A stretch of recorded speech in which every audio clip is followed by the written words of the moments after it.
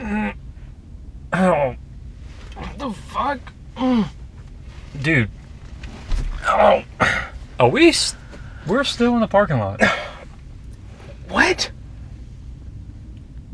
Wait. We have different clothes on. Yeah. The hell? Who hit you? What do you mean? You got a black eye. Oh, fuck, my face hurts, dude. You do too. Holy shit. Oh, hell no. Mike! Is that Mike Tyson? Mike, get your ass, boy!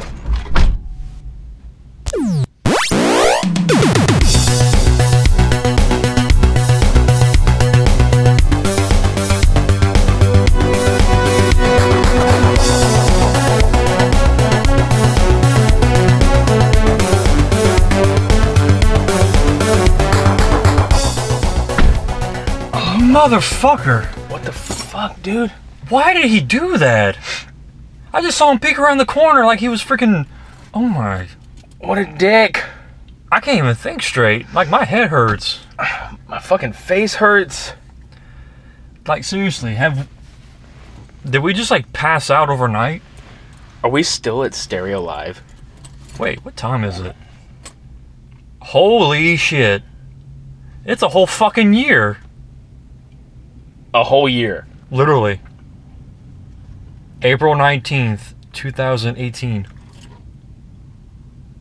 Holy fucking shit. We have been here since the pegboard nerds were here.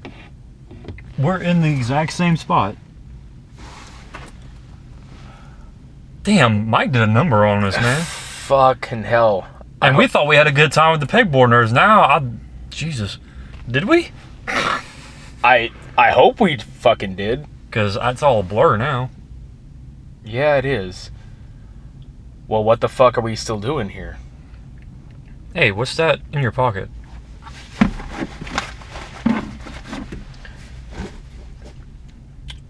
Monstercat Uncaged featuring Delta Heavy, Tokyo Machine, and Notaker. So, we're seeing them three live at the exact same time. Holy fuck. In the exact same place we saw pegboard. Holy fuck. Who the fuck bought our tickets? Did Mike buy our tickets after he knocked us out? I wonder if that was him trying to be nice.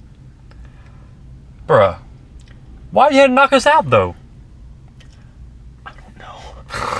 I have no idea. And how do we last the whole year in a car? Like, we're still in the car. Actually, no. We're in a different car. We're in my car. Because last year we were in your car. What the fuck? Right? Yeah. This is some trippy Twilight Zone shit going on. Fucking hell. So, I guess we're here for the Monstercat Uncaged tour now. Shoulders up. Shoulders up, hands up. Yeah. Fuck it. I mean, I like all three artists, like, very much, so hell. Whoever did this, I bless them with all of my love. They did us a fucking favor. Yes. They did us an excellent fucking favor. And I guess it was supposed to be the surprise factor that we wake up a year later. To be here. To be here. On this night. Yes. In Houston, Texas. Yes. Stereo Live. Again. Monstercat Uncaged. Another Monstercat, yes. That's right. With three of our favorite Monstercat artists. Notaker, hitting up first. Followed by Tokyo Machine. Hyper. And then... Delta. Fucking Heavy. Yes. Oh. I love all three of these artists so much. Mm-hmm. I have so much love for them.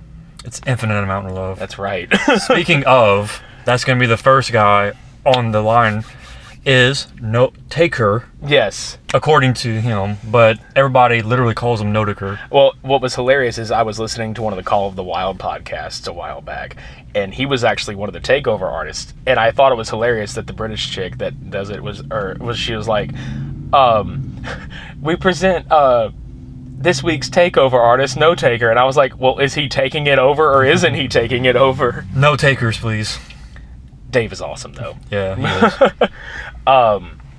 Yeah, so I want to talk about their three most recent singles, the three of these artists, starting with Notaker.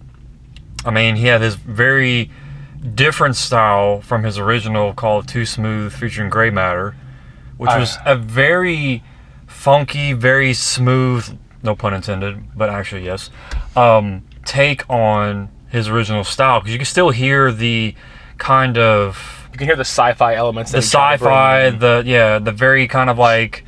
spaceship existential kind of feel to his music in the background, but it has this very corny, cheesy kind of like pickup line dude in the middle of a bar scene like, hey babe, how you doing? It's in the most positive, cheesy way though. My God. I mean, even the cover art is a guy in a yellow suit with a martini glass. It's amazing. It's smooth. It is very smooth. I use that word a lot, and I'm sorry. I'm not. But yeah, that's definitely one of the main songs, but the overall song collection that we're anticipating is the whole Genesis EP. Absolutely. And funny enough, you mentioned this to me the other day, that the order on Monstercat that they listed the song tracking was completely opposite of what Notaker wanted to put. Yeah, I watched an interview that he did, and the track listing that he personally gave was it still started off with Just Close Your Eyes. And he gave a completely different track listing, which actually wound up flowing better. So I listened to it that way, and because I'm so used to hearing it the other way. Right.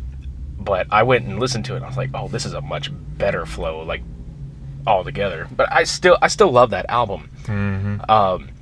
Because I first heard of Notaker when Gems came out. And Gems was one of my favorites before the Genesis EP had come out. And see, my first introduction was his first single on the label Infinite. Yes. Infinite was fucking awesome, too. Like, he literally has not struck out every single so far. Like, even Too Smooth, which literally a lot of the fan base doesn't really care for because it's not, quote, his original style of music. But artists have to progress. Artists need to grow. And I'm sure that that's something he wanted to try because, you know, as a musician myself, just because I play a certain style doesn't mean I don't listen to other things. Right. And I'd love to play a variety of things. You keep open-minded. Absolutely, because that's the best kind of musician to be, is open-minded. So, out of the EP album, what is your top track that you literally have the chills when you hear it? So Much Love. Definitely, same. I fucking love that song. Like, we emphasize that phrase, So Much Love, for that song alone because, yeah, all 5 tracks are interesting and amazing as individual and the whole progression, but that song literally stands out even more than Who I Am, honestly. Now, one thing I don't really appreciate, kind of harsh way of saying it, but the original track from the podcast is not included in the EP. Who I Am, the original version, it's like they took half the song and put it on there. Well, he also mentioned that in the same interview, where I'm not trying to speak exactly because I heard it a while back, but he basically mentioned that there is actually an extended mix. I can't remember what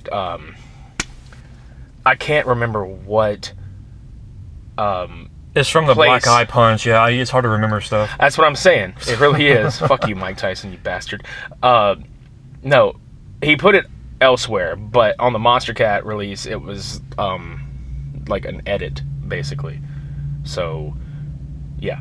And that was kind of what I wanted to ask, like, if we do happen to, like, sit down for, like, a minute or two with them and see, like, hey, what happened? You know, why did they take out that mix versus leaving the one they have in the album? But, you know. Yeah, I know. God. Like, I always wonder that, too. Like, I mean, I'm sure, like, they have, like, certain artists have, you know, say so over if they want to do that or not. But then you have, like, labels or producers that are like, no, we don't need to do that. And it's like, well, if you're going to put it out on an album of, like, all your songs, like, me personally, I would want the original version on there. And then maybe include, like, a bonus track of, like, the radio the cut. Edited version. So, but yeah, that, I'm looking forward to hearing stuff from the Genesis EP, and definitely Too Smooth. I mean, obviously you should play that live, but I've seen on his social media accounts that he's actually going to be testing some new material, Which is exciting. Absolutely. Very. We'll be taking notes. Yes. Ba-doom. Bah. That's right. 'Cause he's too smooth. Yeah. Yeah. And then on from Notaker set, we move into the second round of the evening. Hyper. You better be ready for the fight. Body. By far, one of my favorite artists in general, and then also at the same time, one of my favorite Monstercat artists, Tokyo Machine. Senpai. Literally. Who just put a single out not long ago, like a few weeks ago actually, called Cookies. Okay, so those of y'all who have not heard anything about Tokyo Machine, this is the rundown. He's literally an anime character, like a chibi anime character, come to life. And all of his tracks have a single name to it, and it's like all capitalized. Yeah. His very first track was Party, and then each song after that was Okay, Crazy, Bubbles, Blast. I mean, there's how many, like 10 or 12 tracks? He's got like I think he has 11. Yeah. He has 11 tracks on Monstercat alone, especially one from the Rocket League album. He did Rocket. Mm-hmm. They all have that same 8-bit style, electro, breaks, bass house. Like, it's a combination of all that, but it's a very, like, yandere. I mean, literally any kind of Tokyo, Japanese, flair, anime. I mean, whatever you want to call Japanese. Yeah. Throw it in there, because he literally does that. Like, I've seen a couple of videos where it was like short clips of him going through sets and stuff like that. And there was one in China, I think it was, where he was at a festival, and literally the background music is his music, but then you see like little clips of him, like the little sound effects from like 8-bit games, and just he literally acts like the anime character that he portrays. He absolutely embodies that character. He has the face, he has the goggles, the hair, the mask, and the posing and everything. Like, he is Tokyo Machine. Like, it's not this, okay, well, I'm gonna create an image and not be up to the image and play the music. He is Tokyo Machine. Yeah, he goes out and does all this shit like that, like his promos and stuff, which is, very smart, because still to this day we don't even know who he is, like if he's like somebody that was a pre-existing artist that just goes under a new alias, or if he's just a brand new artist to the label. Right. But I'll tell you right now, still to this day, my absolute, and I'm sure it's yours too, my absolute favorite track that he's released so far was Spooky. That or Fight. Yeah. I mean, they're both trap songs, funny enough, but yeah, Fight was my favorite song up until Spooky hit, honestly. Yeah, I remember sending you a link to the single on the YouTube, like on the Monstercat YouTube, and I remember you sending me back, holy fuck, it's a trap song. Mm-hmm. And it's well done. It's segmented, like a lot of segmentations in the sound, but they all are cohesive enough to make it sound like it makes sense. Absolutely. Like, I thought that was really interesting, and it was around Halloween, like I think the 30th, if not maybe on Halloween when it released, and it was like the perfect kind of like cutesy, scary Halloween track to like bridge in Halloween. And funny enough, like they had a podcast I think before that had like a Halloween theme that was all like the scary stuff, and then here comes Spooky, which is really cutesy. Right. I mean, it was pretty cool. And again, with the the imagery he portrays, he's always got some cool kind of artwork to go along with his stuff. And the same thing with Cookies.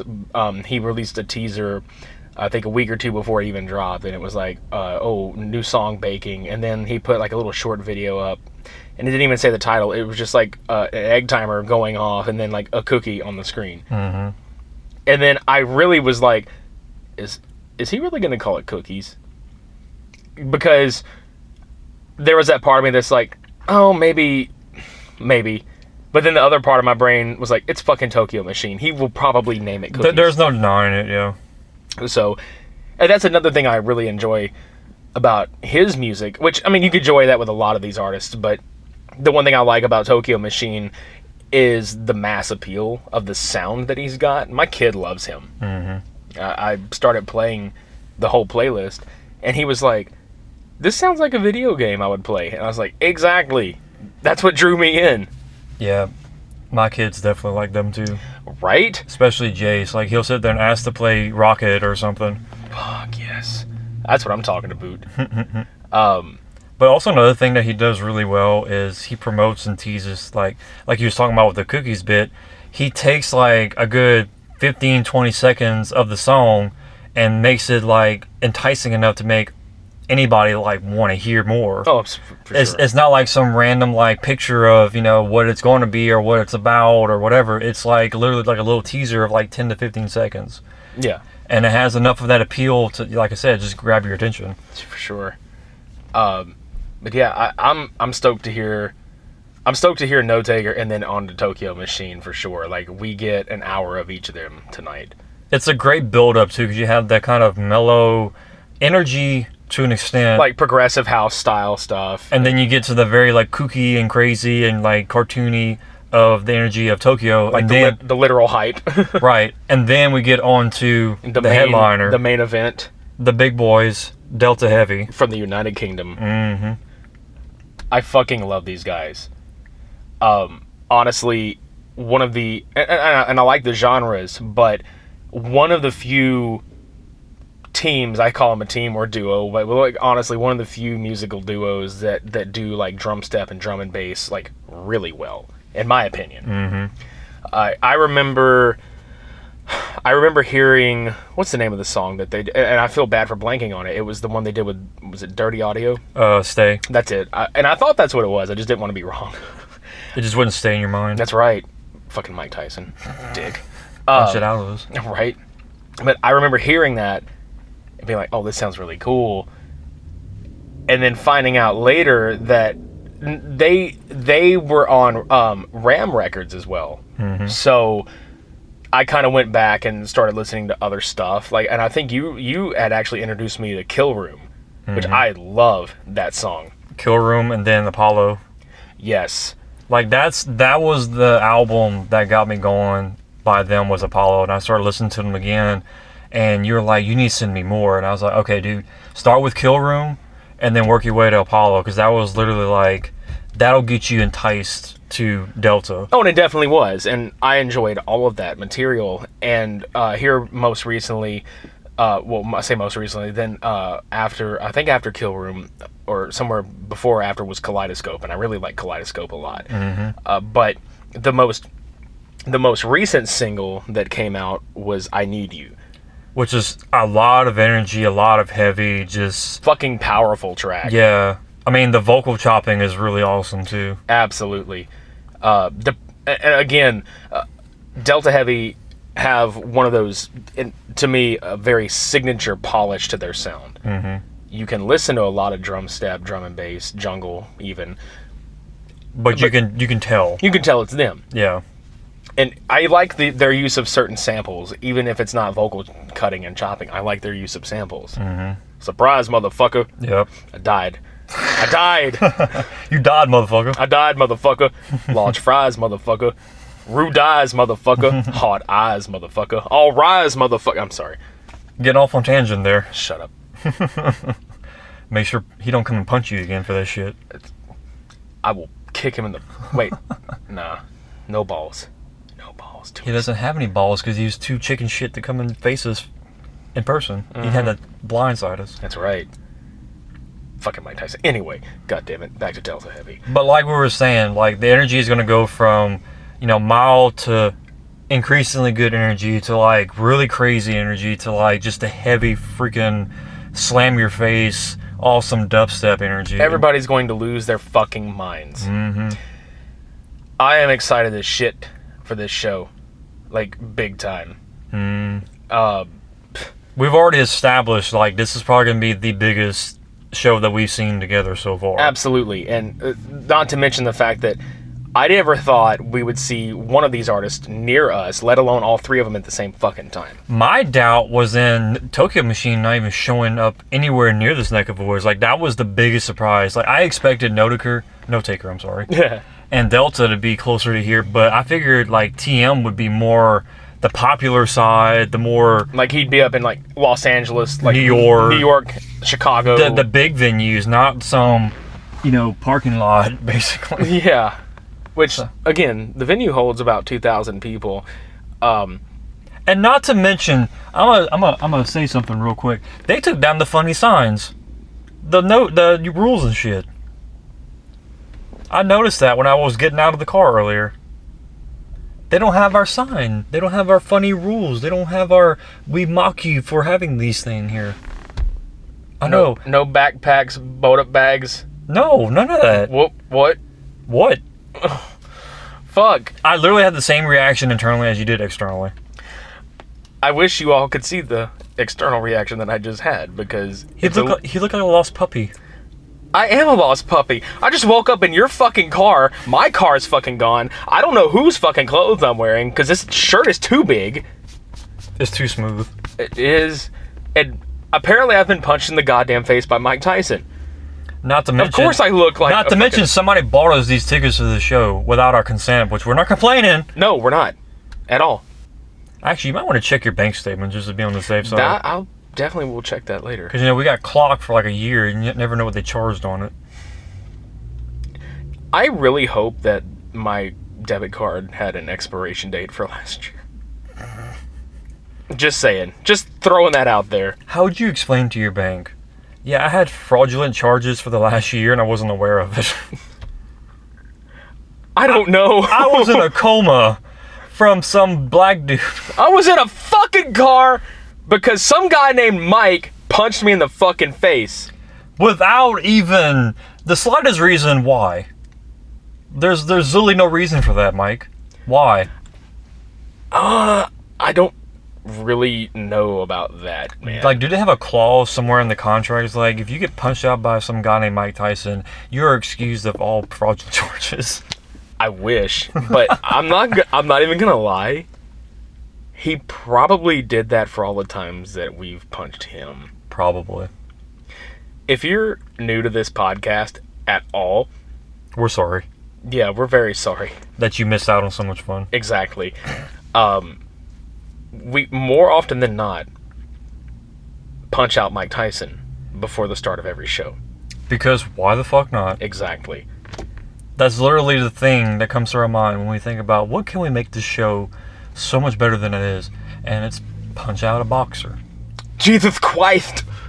So therefore, he had every right to punch us, and then go take our car home, drive mine back. We're probably sitting in the parking lot the entire time.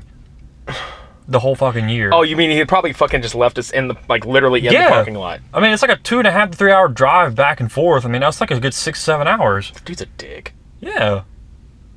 I mean, he probably thought that, man, I feel bad for leaving him in the parking lot. I'm gonna go buy them tickets to the show. Stereo Live. Stereo Live. Monstercat. Tokyo Machine. Notaker. Delta Heavy. Delta Heavy. Monstercat. Delpha Heavy? Delpha. I don't know if any of those guys will listen to this, but it was like, I just literally thought it was like funny because of the triangles in their name. It's almost like a fraternity looking thing. It's like Alpha Delta Heavy. Like, they should make shirts like that. It would be fucking hilarious. I might as well do that now. Yeah, no shit. But anyway, I expect, much like Vanilla Ice, I expect nothing but the best. Because anything less than the best is a felony.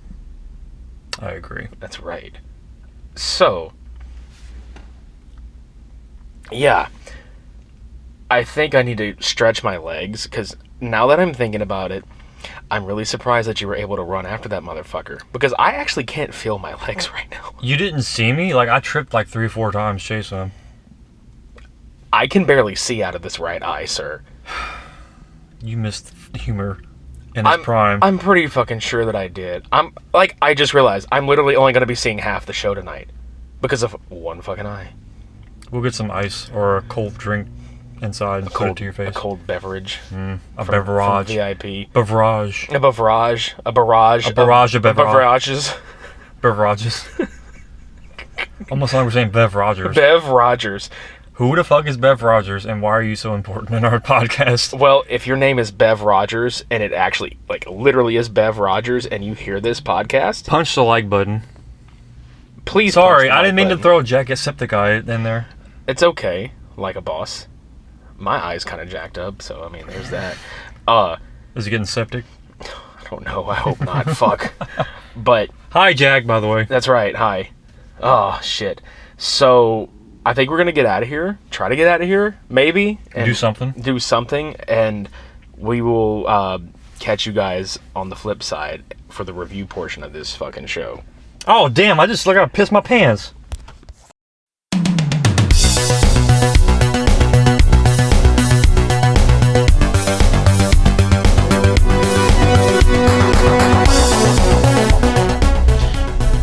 Fuck! In hell. My neck, my back, my eardrums. Our everything. Like, no joke. Everything is gone. Right. We're currently leaving Stereo Live from the Monstercat Uncaged tour. This is the second half, obviously the review portion. So sorry if you hear any like wonky shit. We are trying to get the fuck out of Houston, like traffic and all that jazz. It's very fucking early in the morning. Very. Okay, so I just said queso. Queso. Quesadilla. So, holy fuck. Okay. We're still recovering from the loss of partial our hearing, so... Yeah, so if we're talking loud... Like, very loud. Very fucking loud! Ah! Ah! Actually, I'm gonna put the phone here. Okay. Because fuck. Or maybe not. I don't know. Jesus Chrysler. Any fucking way. So... Okay, so one thing I want to point out before we get into any of the individual pieces... And I know where you're going with this. They were so on the point, like, spotless, like, transition from each artist to the next. Oh, it was the most fucking seamless fucking thing I have seen. Like, out of every EDM show that I've been to, that has been the most smooth when it comes to going from each person, because there's not this big delay, like 10 to 15 minutes or longer of, well, this person just finished, now let's wait for the next person. Yeah. They literally called it. They ended at this time, the next person shows up at this time, like right on the spot, and that was very impressive. Oh yeah, and here's the another one thing I want to point out. When we stepped out to go stand in line, we were literally the only fucking people there, and we were really worried for a minute that there was going to be nobody there, because it was close to the time to let everybody in the doors. And I think by the time we actually got through the gate, there were maybe 20 of us. Yeah, at least. So they were having some kind of sound technical difficulty, so they held back on letting us into the venue. Well, they timed it just right to where as soon as they opened the doors, not even like a minute later, Notaker comes out and starts his setup. Which I was kind of surprised. It's just like, oh, hey, there he is. Yeah, Dave's just up there waiting, and here we come, and he's just like, boop, cue the music. Mm-hmm. So we're gonna, I guess, get into the... To Notaker. Yes. Okay. You pointed this out, and I have to agree.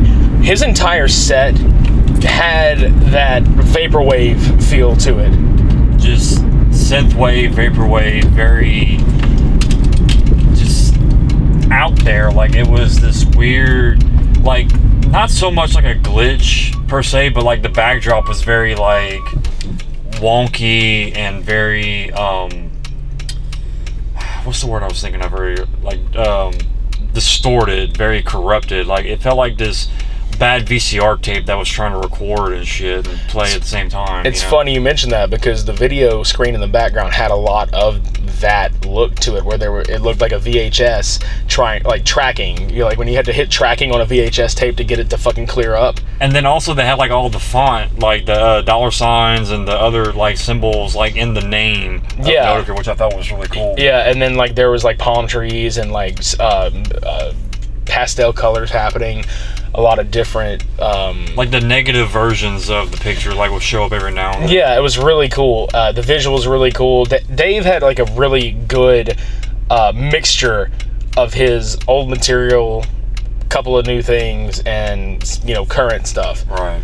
So I mean, he pretty much played the things we expected him. I'm not gonna lie, I was a little disappointed that Too Smooth didn't make it into the set. I was thinking the same too. I mean, it obviously could. Like when he said he had the last song for us, I kind of expected it to be Too Smooth. Yeah.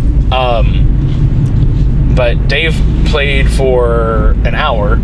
Yeah. And I loved it. I personally loved it. It was real chill. It was real laid back. It was really just perfect for him. It had the perfect energy behind it, like he normally does with his music. Yeah, absolutely. So as far as Notaker goes, we're gonna give each person an out of 5 rating as far as like song selection, performance, and delivery. Things of that sort. So for what do you say as far as Notaker's set goes? Like, what would you give it? I mean, given that he did play a lot of my favorites, but he didn't play at least one of them that I was expecting. I mean, I'm not too disappointed, but at the same time, I kind of wish he would have played just one song Too Smooth, but I mean, it's not going to really hinder him that much. Yeah. Like I said, good visual. Like, he's probably my favorite visually. Yes. When it comes to the backdrop, and then like his whole entire set was just a really good vibe, a really good energy. So he gets a 4.5. Absolutely, I agree. Same. So great job, Dave. Like, you fucking killed it, and we had a really great time during your set. Thanks, buddy. It was awesome. So moving on to this motherfucker. Okay, literally. Okay, yeah. When you hear the term exceeding expectation, Tokyo Machine is that. Because I kind of figured out like what to expect from him, but what we got was far beyond what we imagined. Oh, absolutely. First off, he just comes out and just like literally the energy he had at the start of that lasted the entirety for his performance on stage. An hour of that, like, that's rare to see artists like live up to that energy the entire set. Yeah, because you could literally look at him and see like a physical translation of that music in him, like as a person, like, jumping around, getting the crowd hyped up. And can I just say that, and I said this before we got in here, I said, dude, him of all people, like during their sets, like he didn't stop. There's no break, no nothing. Like he literally mixed the entirety of his fucking set seamlessly, and then some. Yeah, he threw so many fucking curveballs at us, man. Like my heart skipped when he played Keizo this time. Oh my god, like I did not even expect that to happen. I was so energetic after I heard that song. Dude, I flipped my shit, okay? Man. I flipped my shit during his entire set. Like, honestly, I probably threw my neck out, like, near the top of my back. I probably threw that out. We like both did, honestly. Oh, absolutely. So, the only thing that was disappointed was the visual part, because it played Blast, the CD cover or the album cover, like, all over the fucking place. Yeah, like I thought that was really weird. And two, it was the whole Monstercat Out Now symbol popping up like every now and then. I was like, so you're trying to promote Monstercat? Like, we already know why you're here, but we don't need that in the visuals. Like, that's your set. Yeah, and I think maybe it was, I hate to be like this, but I think that may have been Stereo Live, because there was nothing different than when the Pegboard Nerds played. It was the same screen in the back, and it was the same desk that they have all their shit set up. But Pegboard had different, like, a variety of shit. Like, it wasn't just the same visual, like, just kind of chopped and copy and pasted and shit. Yeah, I mean, well, Because like so. there were some neat little visuals that he put in there, but a lot of it was just covered up by the Blast cover art. Yeah. Like it was either like the single piece, or the distorted, or just like multiple shots of it. It was like, okay, this is getting. I wanted to see like each song pop up actually have like something different, rather than that, you know. Yeah, and I think like the one part that I did like about the visual in the background was the white background with the chibi version of himself with all like the other characters and like the ice cream cones and the donuts and like, you know, all the shit that was back there. Yeah. Visually, like that one it was disappointing visually in the back, because like it was cool, but then it was like a repeat and a rehash. Musically and performance wise, he's top notch. Oh, absolutely. In fact, you know, I was just like thinking to myself, like, Tokyo Machine could be a headlining act. I'm surprised he wasn't, to be honest. Yeah, I am too. And that's no disrespect at all to any of the other artists, but it was just like he's... It's merely an observation, and that's really about it. There's no hashing, no bashing. Yeah, exactly. So, he played all the songs I wanted to hear, and then some. I'm sure you feel the same way. Oh, yeah. So, like, I literally was more energetic in that performance alone than any performance I've actually seen. Oh, absolutely. Same here. Absolutely. I'm almost positive that I've burned a shit ton of calories like during his set. I don't need any more burn. Nope. Same. You know, I mean, visuals aside, like I have to give him a 5 out of 5 completely. Like I do, just based on energy, performance. But I mean, like, because I feel like that more than made up for it. Because in the same sense, like he himself, like the way he is, like presents himself with the mask and the goggles and everything, like that right there is like, yeah, you know. But that's just me. I would do the same, but like I said, it's not just. I mean, to an extent, it is just about the music and the performance, but at the same time, you know, you have to have some kind of visual to back it up as well, to kind of give you the full picture. And while he's not, you know, flawed with that, it kind of did hinder him a little bit for mine. I mean, it's not a whole lot. Yeah. I still think it's like a 4.75. Yeah. Like slightly, mainly because of the visual part. Yeah. Because like I said, he went from like Notaker chill to like, oh my fucking god, you're gonna die because you're fucking like high energy. Oh, I broke a sweat. Yeah. I broke a fucking sweat during this set. Straight up. Yeah. No shame. Totally did. I got to touch his hand. We all did. Yes, we all did. It was fucking awesome. Yeah, bye. So, and the transition from him to Delta Heavy was fucking lit too. Yeah. The way he came in and basically sped the fuck up out of Spooky. Yeah. Holy shit. Heavy as shit. Oh my god, yes. Like jumped in front of the booth and went nuts with all of us. Yeah. Dabbed. That shit was funny as fuck. Oh, he dabbed more than anything. He dabbed like a motherfucker.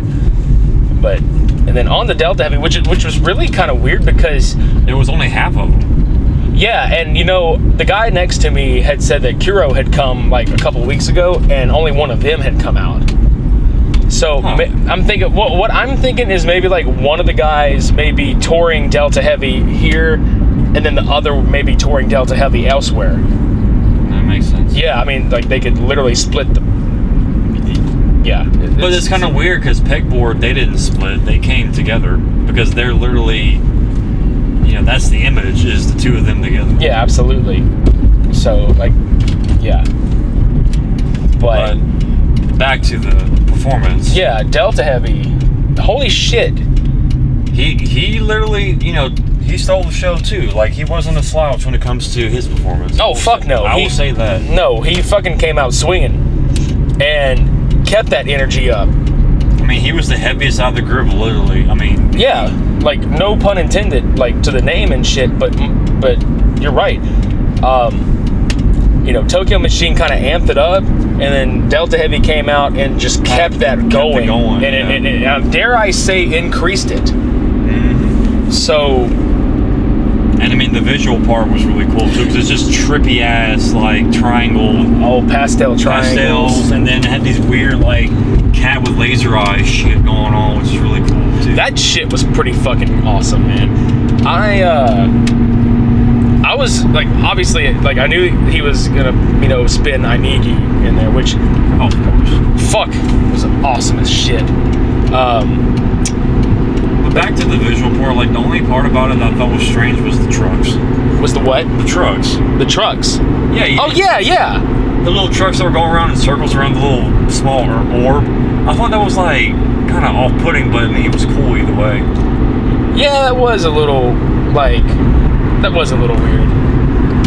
But anyway, the music part at least, like I said, I mean, he played pretty much, you know, a good bit of the ones we know already. I Need You came on, and then there was a couple others. I can't remember what was the last one that came on. I Surrender? I Surrender, yeah. Yeah. That, man. But yeah, it's literally that seamless transition between songs, and they just had that energy kicking the entire time. I'd have to give, like, you know, I don't know, man. Like, I feel like that's a 4.75 too, just because I feel like, or maybe I don't know, maybe a 4.5, just because, like, I feel like Tokyo Machine had a lot more energy as a, like, himself.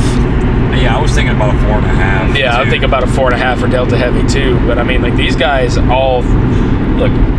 Do yourself a favor. This tour is still happening. There are still some dates that are happening on this tour.